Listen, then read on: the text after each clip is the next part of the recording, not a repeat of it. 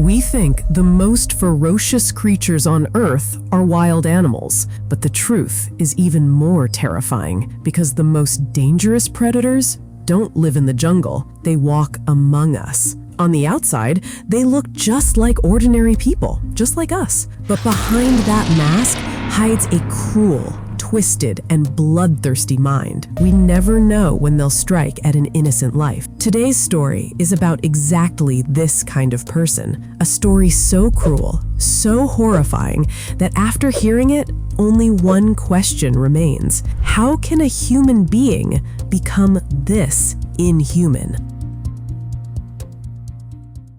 Pallabi, Dhaka, an ordinary residential neighborhood in Mirpur, where many families live together, side by side, shoulder to shoulder, on the same floor, in the same corridor. Within this familiar setting, something happened that brought shame to the entire nation of Bangladesh. In the third floor of a residential building in Section 11, Pallabi, there were two flats next to each other. In one lived 8-year-old Ramisa Akter, her mother, Parveen Akter, her father, Abdul Hanan Molla, and her older sister, Raisa. In the other lived Sohel Rana, an auto rickshaw mechanic by profession, and his wife, Swapna Khatun. But behind this ordinary scene lay a terrifying darkness. Ramisa was a bright, second-grade student at Popular Model High School. For 2 years in a row, she had ranked first in her class. This beloved 8-year-old, adored by her parents,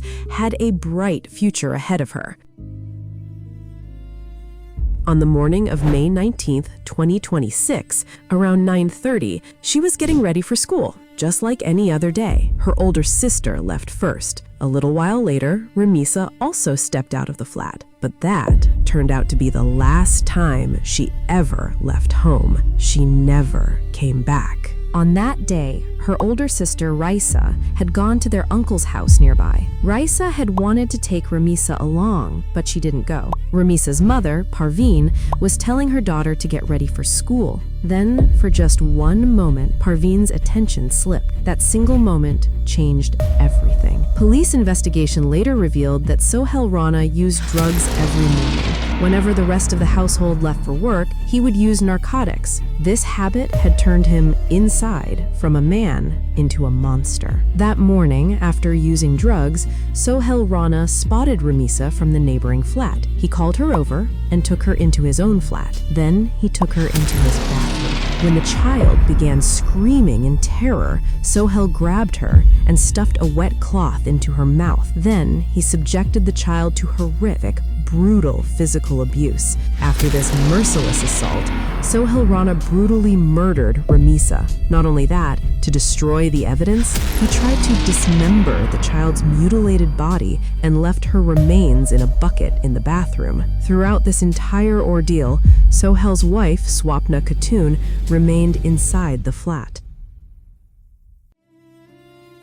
Outside, Parveen was calling for her daughter. No answer. It was almost time for school, but there was no sign of Ramisa. Worried, the mother stepped out into the corridor. As she searched around, her eyes suddenly caught on something. In front of the neighboring flat's door lay a single sandal, Ramisa's. One sandal belonging to a child, right in front of a closed door. It's hard to describe this moment. What storm raged in a mother's heart in that instant, only a mother can truly understand. Parveen began pounding on the door. She called out, she screamed. No response came from inside. Other residents of the building gathered, drawn by Parveen's cries. One by one, every flat's door opened, except one. Sohel Rana's door stayed shut. At 10:30 in the morning, the door was broken down. Inside, they found Swapna Khatun standing there, and in the bathroom, they found Ramisa's mutilated body. By then,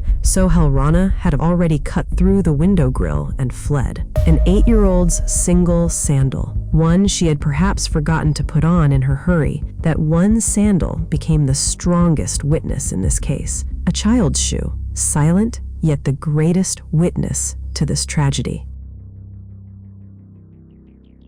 The entire country fell silent. The news spread fast. Crowds gathered in front of Pallabi police station. In front of news cameras stood Ramisa's classmates, her teachers, and parents. Ordinary people took to the streets. Kalshi Road was blocked. The Mirpur 10 intersection came to a standstill. Placards in hand, tears in their eyes, one demand on every voice: justice for Ramisa. From the Bangladesh cricket board to ordinary people on the street, everyone spoke with one voice: this brutality must be punished, and quickly. Meanwhile, police searched for Sohel Rana. He had fled Dhaka to Fatula in Naranganj. About 7 hours after the incident, around 7 in the evening, Mirpur Division Police arrested Sohel Rana from there. On the very same day, the main accused was arrested within 24 hours.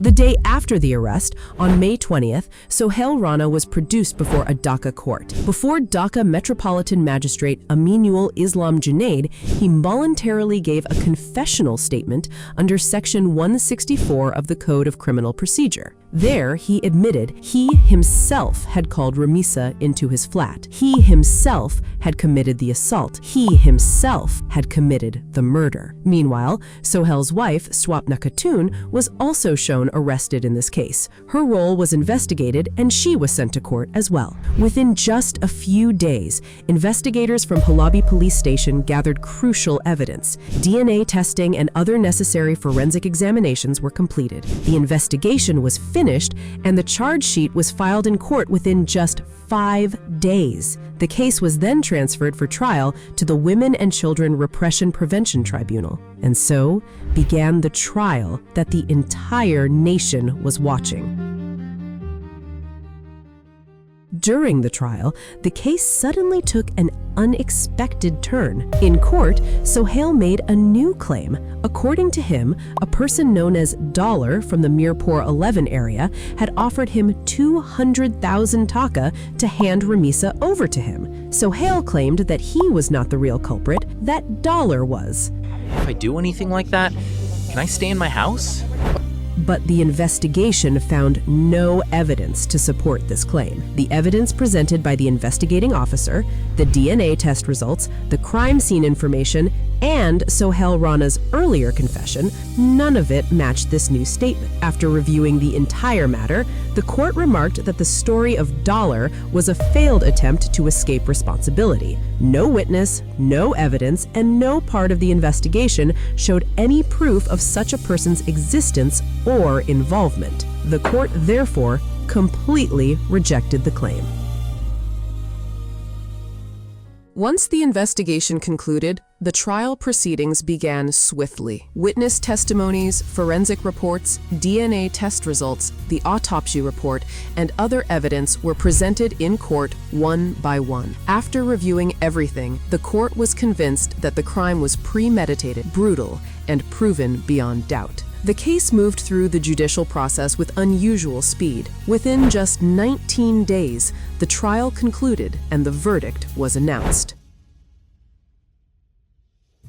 June 8, 2026. The judge of the Women and Children Repression Prevention Tribunal No. 7 in Dhaka delivered the verdict. The court found the charges of rape, murder, and destruction of evidence against Sohel Rana proven beyond doubt and sentenced him to death. At the same time, his wife, Swapna Khatun, was also found guilty of aiding the crime and sentenced accordingly. While delivering the verdict, the court observed that the evidence presented, the results of scientific testing, and the witness testimonies all supported one another. As a result, the defense's alternative explanation was not acceptable. That day, countless people waited outside the courthouse. As news of the verdict spread, a sense of relief appeared on many faces, but even that relief could never bring back the lost life of an 8-year-old.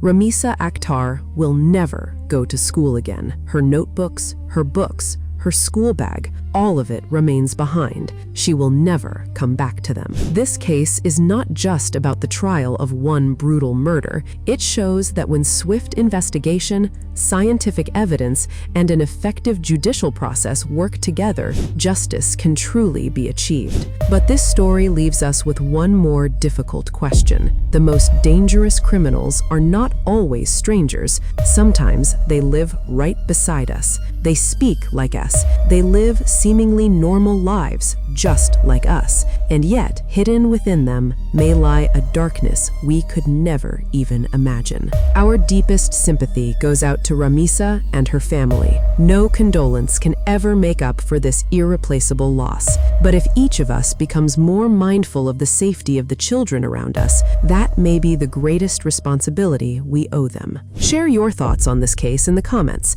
If there's another case you'd like us to investigate in full, let us know in the comments or by email. Stay with us for more true stories and investigative documentaries. Until next time, with another true story to uncover.